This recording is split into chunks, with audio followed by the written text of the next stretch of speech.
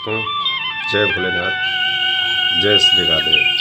दोस्तों, आज मैं आप लोगों से एक बात साझा करना चाहता हूँ। दोस्तों, हम लोग जो है सुबह उठते हैं। सुबह उठने के बाद अपने ईश्वर की वंदना करनी चाहिए। सुबह उठने के बाद सबसे पहले तो बच्चों को ही मैं हिदायत देता हूँ। अगर घर परिवार में आपके साथ बच्चे रहते हैं तो आपको मालूम होना चाहिए और बच्चों को भी मालूम होना चाहिए कि सबसे पहले सुबह उठ करके अपने माता पिता के चरण छूना चाहिए। उससे क्या होती है कि बच्चों को जो है आशीर्वाद आप देते हो तो आशीर्वाद से बच्चे जो है आगे बढ़ेंगे और पढ़ाई लिखाई में उनका मन लगेगा और आपकी कृपा उन पर बनी रहेगी। माता पिता जो है वो भगवान का रूप होता है। भगवान तो बाद में है, लेकिन सबसे पहले भगवान का दर्जा जो दिया गया है दोस्तों, माता पिता को ही दिया गया है। तो माता पिता के चरण में ही सब कुछ है, चरणों में ही उनके सब कुछ है दोस्तों। तो बच्चों को सुबह उठने के बाद सबसे पहले माता पिता के अपने चरण को स्पर्श करें और उसके बाद आप जो भी क्रिया है अपना करिए, नहाइए धोइए, ब्रश करिए, जो भी है, और करने के बाद फिर आप स्कूल जाइए। स्कूल में जाने के बाद अपने गुरुजन को भी प्रणाम करिए। दोस्तों, गुरु जो है वह हमारा ज्ञान दाता है। सबसे पहले गुरु दोस्तों हमारी माता और पिता होते हैं, क्योंकि माता अपनी माँ की उंगली पकड़ करके ही बच्चे जो है आगे बढ़ते हैं और सबसे पहला ज्ञान जो है माँ ही है। माता पिता के द्वारा ही दोस्तों हमें पहला ज्ञान मिलता है। उसके बाद हमें हमारा दूसरा गुरु होता है गुरु, जो हम स्कूल में जाते हैं हमें शिक्षा देते हैं दोस्तों।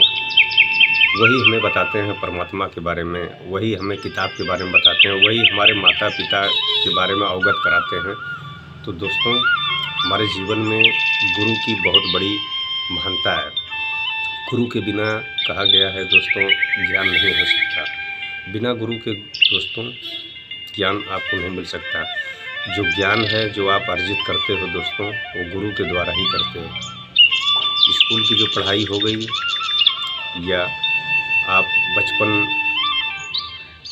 से जो कुछ सीखते हैं वो अपने माता के द्वारा सीखते हैं, अपने पिता के द्वारा सीखते हैं दोस्तों।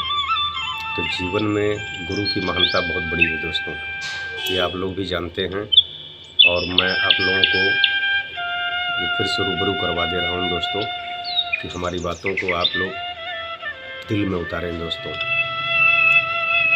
और दोस्तों, मैं आप लोगों को कहना चाहता हूँ दोस्तों कि आप जो भी कार्य को करते हैं मनपूर्वक, पढ़ाई अगर आप कर रहे हैं तो मन से पढ़ाई करिए दोस्तों। कहा गया है दोस्तों कि अगर हम पढ़ाई करते हैं दोस्तों तो हम पढ़ाई जो हमें करना चाहिए वो एकांत जगह में करनी चाहिए, खाली जगह, जहाँ पे शांत जगह हो, जहाँ पे अच्छा वातावरण हो और आवाज़ ना आए, कुछ ध्वनि ना हो। तो दोस्तों, ये हमें और आपको ये ध्यान रखना पड़ेगा दोस्तों। इसका जब हम और आप ध्यान रखेंगे दोस्तों तभी जो है हम कुछ कर पाएंगे दोस्तों। और ना कि हम पढ़ाई लिखाई कर रहे हैं और हमारा ध्यान इधर है और उधर है, ऐसा नहीं दोस्तों। जो भी कार्य करें अपने दिमाग को, अपने मन को एकाग्र कर के ही कोई कार्य को हम कर सकते हैं। अगर पढ़ाई हम कर रहे हैं तो अपने मन को हम एकाग्र करेंगे, उस किताब को, उस पढ़ाई को हम अपने माध्यम से उसको देखेंगे, अपने मन से देखेंगे, अपने मन में पढ़ेंगे, अपने विचार में पढ़ेंगे। तो दोस्तों, ये सब बहुत ज़रूरी चीज़ें हैं। हमें और आपको सतर्क रहना है और प्यार से सबसे साझा करना है और प्रेम से ही जो भी कार्य है हमें करना है। अपने परिवार से अपने माता पिता का आदर करना है, सम्मान करना है, अपने गुरुजन का आदर करना है दोस्तों। इसी बात के साथ मैं फिर अगली बार मैं हाजिर होऊंगा दोस्तों। अगर मेरी बात अगर आप लोगों को अच्छी लगे तो दोस्तों लाइक करना, सब्सक्राइब करना और कमेंट करना दोस्तों। जय भोलेनाथ।